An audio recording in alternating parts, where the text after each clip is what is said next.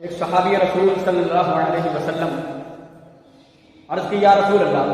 صلی اللہ علیہ وسلم کہ آپ بہت ساری دعائیں بتاتے ہیں، بہت سارے وظائف بتاتے ہیں، اتنی دعائیں یاد رہتی نہیں ہیں، آپ ایسی کوئی جامع دعا عطا فرمائیں کہ جس کو میں پڑھوں اور ساری کی ساری دعائیں جو ہے اس میں شامل ہو جائیں، دعائیں مانگنے کی ضرورت نہ پڑے اتنی زیادہ۔ تو قربان جاؤں رحمت عالم صلی اللہ علیہ وسلم نے ایک دعا عطا فرمائی، فرمایا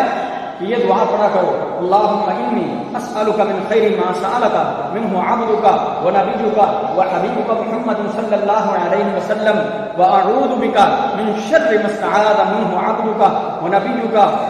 وحبیبک محمد صلی اللہ علیہ وسلم وانت المستعان وعلیک البلاغ ولا حول ولا قوة الا باللہ۔ اس دعا کا اہتمام کیا کرو نماز کے بعد۔ نبی کریم صلی اللہ علیہ وسلم نے فرمایا کہ جو بندہ ہر فرض نماز کے بعد آیت الکرسی کا اہتمام کرتا ہے، اللہ پاک اس کو انعام عطا فرمائیں گے، اس کے اور جنت کے درمیان صرف موت حائل ہے، یعنی جب مرے گا جنت میں سیدھا داخل ہو جائے۔ لہذا دعاؤں کا اہتمام، آیت الکرسی اور مصیبتوں سے بچاتے ہیں۔ ہم تو ایسے ناشکرے ہیں، اللہ پاک پریشانی کو دور کر دیتے ہیں تو بعد میں اللہ کو بھول جاتے ہیں۔ یہ میں نہیں کہہ رہا، قرآن کہہ رہا، اللہ پاک فرما رہے ہیں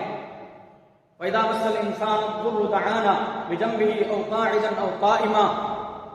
کہ جب انسان کو تکلیف پہنچتی ہے تو اللہ کو پکارتا ہے، لیٹے ہوئے، بیٹھے ہوئے، کھڑے ہوئے۔ فَلَمَّا كَشَفْنَا عَنْهُ ضُرَّهُ، جب اللہ پاک فرماتے ہیں ہم اس کی تکلیف کو دور کر دیتے ہیں، کشادگی کر دیتے ہیں، وسعت کھول دیتے ہیں اس کے اوپر، مَرَّ كَأَن لَّمْ يَدْعُنَا إِلَىٰ ضُرٍّ مَّسَّهُ، تو ایسے بے پرواہ گزر جاتا ہے جیسے اس نے ہمیں پریشانی کی کوئی یاد ہی نہیں۔